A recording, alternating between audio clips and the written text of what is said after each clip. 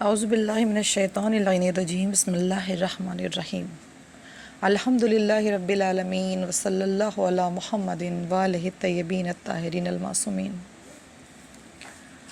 بسم اللہ الرحمن الرحیم۔ سیعلم الذین ظلموا ای منقلب ینقلبون۔ قرآن مبین کی واضح آیت پروردگار عالم ارشاد فرما رہا ہے کہ دشمن عنقریب جان جائیں گے اپنے ان گناہوں کی سزا، اپنے اس ظلم کی سزا جو انہوں نے رسول اور آل رسول پر ڈھائی ہے۔ 8 شوال کا دن تاریخ انسانیت کے لیے سیاہ ترین دن ہے، اور ہر اس انسان کی جس کے اندر ضمیر پایا جاتا ہے اس کی عکاسی کرتا ہے، اور ہر انسان اس درد بھرے دن میں یقیناً اس دن کا احتجاج کرتا ہوا نظر آتا ہے۔ کسی تعارف کا محتاج نہیں ہے یہ دن کہ جس دن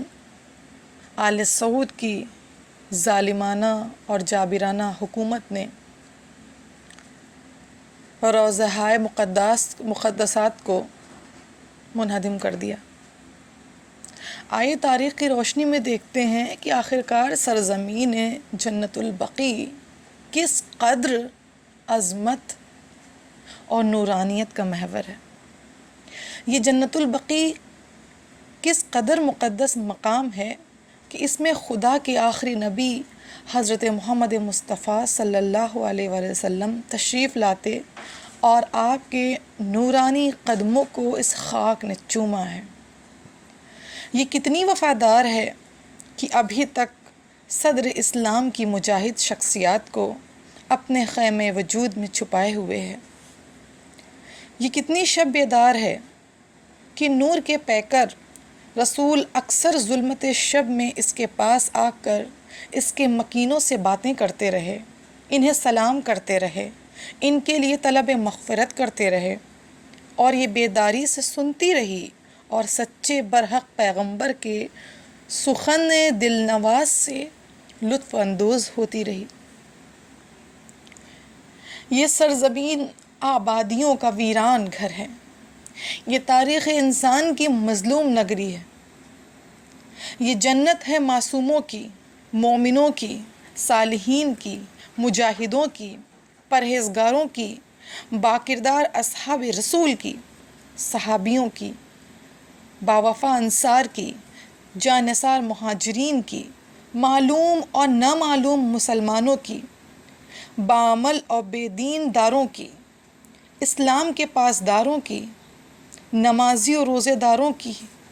شہیدوں کی، تاریخ بشری کے عبقری کرداروں کی،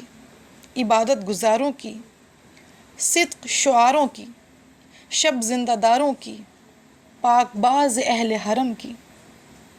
اہل راز و نیاز بندوں کی، اسلام کی مایہ ناز مختورات کی، اور ان کی آرام گاہ جن سے رسول محبت کرتے تھے، اور ان کی آرام گاہ جو رسول سے عشق کرتے تھے۔ یہ سرزمین رسول کی اس آخری نور نظر، اس اکلوتی نور نظر کی ہے جس کے لیے سورہ کوثر مصداق بنی۔ وہ فاطمہ جو کوثر ہیں جنہیں رسول کو خدا نے عطا کیا، وہ فاطمہ جو شجرہ طوبہ سے اٹھنے والی وہ خوشبو ہیں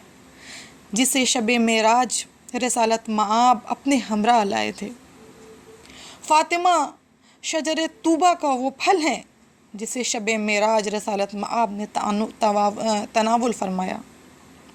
فاطمہ اہلیاس سے مانوس ہستی ہیں جو اپنی ولایت سے پہلے اپنی والدہ ماجدہ سے ہم کلام ہوتی تھی، فاطمہ ذبح عظیم کی مادر گرامی ہیں جن کی وجہ سے انہیں ام ابیہا بولا گیا، فاطمہ جنت کے جوانوں کے سردار حسنین کی مادر گرامی ہیں، فاطمہ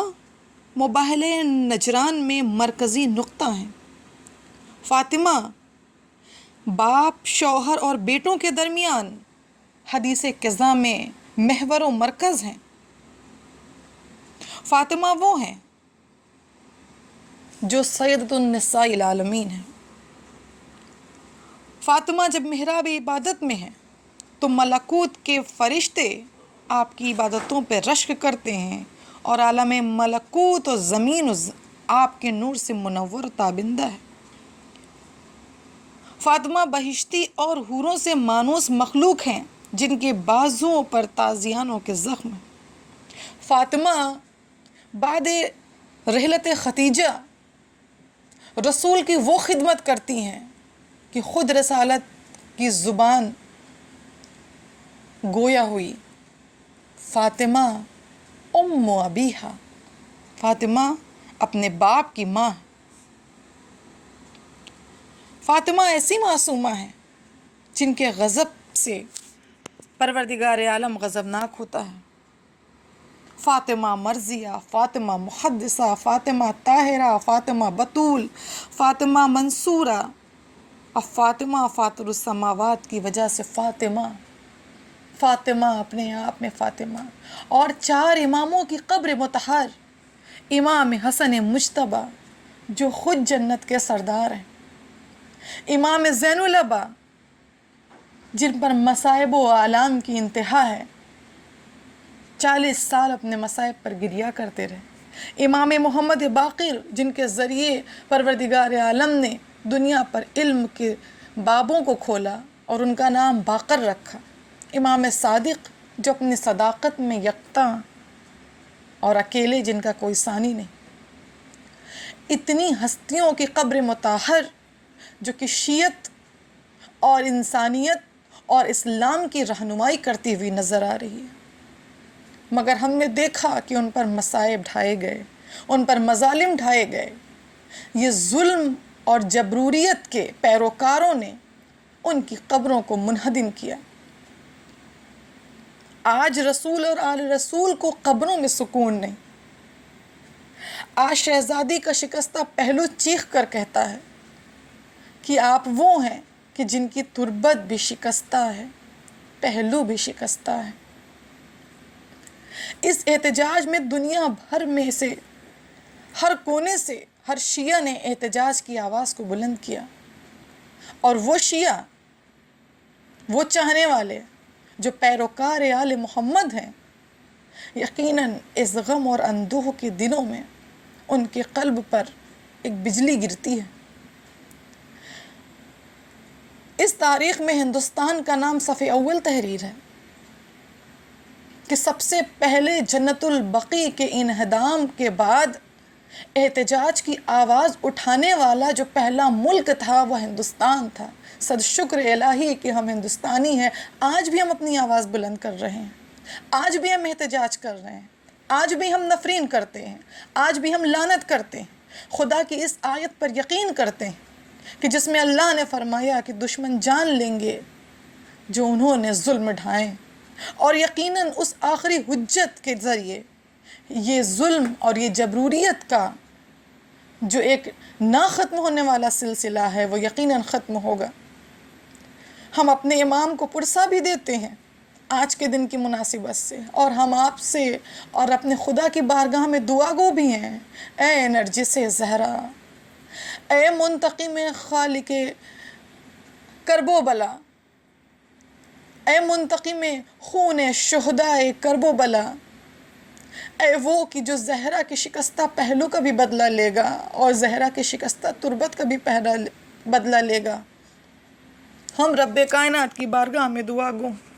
جلد از جلد ہمارے اس امام کے ظہور میں تعجیل فرمائے۔ تمام شیعہ انشاءاللہ شانہ بشانہ جس طرح آج احتجاج کر رہے ہیں امام کے لشکریوں میں شامل ہوں گے، ان دشمنوں کی جنہوں نے رسول اور آل رسول پر بھی ظلم ڈھایا، ان کی مزاروں پر بھی ظلم ڈھایا۔